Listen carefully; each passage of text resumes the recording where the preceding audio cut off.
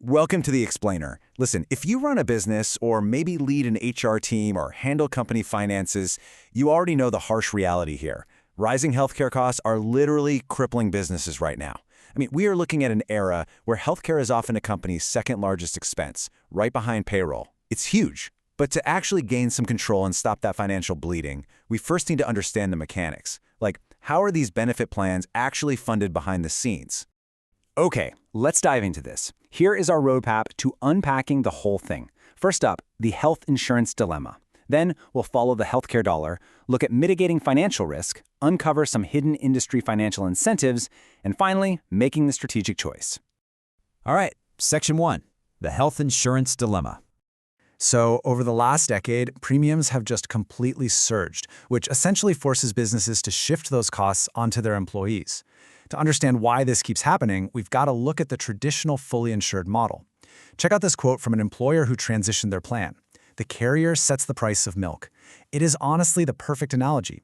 In a fully insured plan, you pay a fixed, guaranteed premium that is entirely set by the insurance underwriter. Regardless of whether your employees actually go to the doctor or if your claims are super low for the year, you still pay that exact set price. You are essentially locked in. And this brings us to a really critical comparison. On one side, you have the traditional route. It's a guaranteed cost, locked in a vault where the carrier basically bakes in their own profit margin. But on the other side, you have the self-funded model. Yes, you keep the risk, but you only pay for the healthcare your employees actually use. You step into the role of the plan sponsor, which means taking direct control over those dollars. Moving right along to Section 2, follow the healthcare dollar. Now, what's really interesting here is tracking exactly where your money goes in a self-funded setup. When a business shifts to self-funding, the pie chart completely flips. Look at this breakdown. About 65% of the budget goes directly to paying actual medical claims. The remaining 30 to 35% goes toward fixed costs, things like administrative services, stop-loss insurance, and pharmacy benefits management. Guys, this is a monumental shift. It takes health insurance from what feels like an uncontrollable fixed tax and turns it into a highly transparent, manageable business expense, one where you actually have a chance to control the outcome. And I love this next concept because it just brilliantly illustrates the whole thing. It's the checking account analogy. Think of your self-funded health plan exactly like a company checking account that has a debit card attached. As your employees go to the doctor or pick up a prescription, funds are drawn down to pay for those actual specific claims. And the beautiful part? If your team stays relatively healthy and you manage your plan effectively, any unspent money at the end of the year stays right there in your company's bank account. It doesn't just instantly vanish into an insurance carrier's profit. Section 3, mitigating the financial risk. Okay, keeping that leftover surplus sounds amazing, right? But we definitely have to be realistic here. What happens when an employee gets hit with $1 million claim? How does a mid-sized company even survive, say, a $105,000 cancer treatment? Just a couple of those shock claims could completely drain that checking account we just talked about. Well, the answer is stop-loss insurance. Think of this as your ultimate safety net. It captures financial liability, and it comes in two different forms. First, you have specific stop-loss. This protects against really high claims from a single individual, capping your liability for one person at a set deductible, let's say $50,000. On the flip side, aggregate stop-loss covers your entire group as a whole. It usually captures total liability at around 125% of your expected claims for the whole year. Together, these ensure that unexpected, catastrophic medical bills don't totally derail your financial stability. Now, beyond the financial risk, there's also the administrative burden to think about. To solve this, self-funded employers hire a third-party administrator, or TPA. Think of the TPA as your operational manager.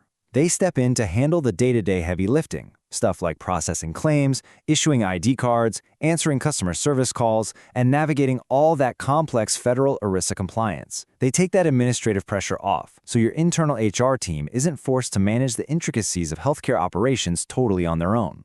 It is really vital to remain completely objective here, so let's look at the harsh realities and the actual downsides of self-funding. First off, the employer becomes the legal fiduciary of the plan, and that carries some serious legal responsibility. Second, you are definitely going to face cash flow volatility.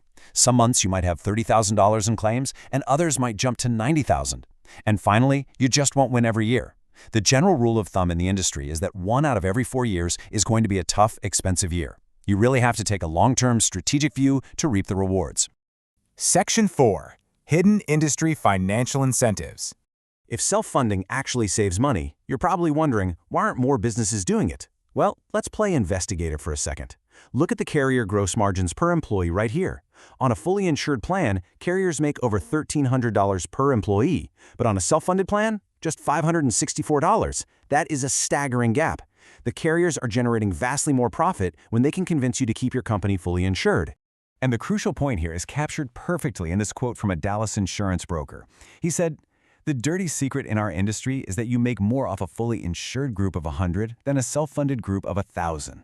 Just think about that. The entire commission structure heavily incentivizes keeping mid-sized groups fully insured. It's incredibly lucrative for the carriers and, quite frankly, often for the brokers who are advising you." Section 5. Making the strategic choice. So how do these financial dynamics actually play out across the country? We'll notice the really high adoption of self-funding in states like Indiana, Ohio, and North Carolina. These states are heavily dominated by manufacturing. That's a lower margin industry where businesses absolutely must ruthlessly control their costs out of sheer necessity. On the flip side, look at California, New York, and Massachusetts. Self-funding is surprisingly low there. Why? Because these states are huge hubs for high-margin tech and finance companies. They're often making so much money that they just prioritize the predictability of fully insured plans and largely ignore the massive potential savings. Plus, there's a huge herd mentality at play here. A lot of companies just do whatever their peers are doing. Now, if you do decide to break from the herd, your accounting team will have a couple of mechanical shifts to tackle. First, they'll need to set up a weekly ACH process to pay that specific week's medical claims. Second, they'll need to calculate something called IBNR reserves. That stands for Incurred But Not Reported. Honestly, it's basically just a rainy day fund you hold on your balance sheet for medical bills that haven't actually arrived in the mail yet. It takes a brief period of adjustment, sure, but it very quickly becomes standard operating procedure. As we wrap up this explainer, I want to leave you with one final, really provocative thought to consider. When the plan year ends and all those claims are finally settled, who keeps the surplus? Is your company holding on to its hard-earned healthcare dollars so you can reinvest in your business and your employees? Or is an insurance carrier quietly keeping your surplus as their own profit? Understanding the actual mechanics of self-funding allows you to make that choice. Thank you so much for joining me, and I really hope this gives you the clarity you need to follow the healthcare dollar in your own organization.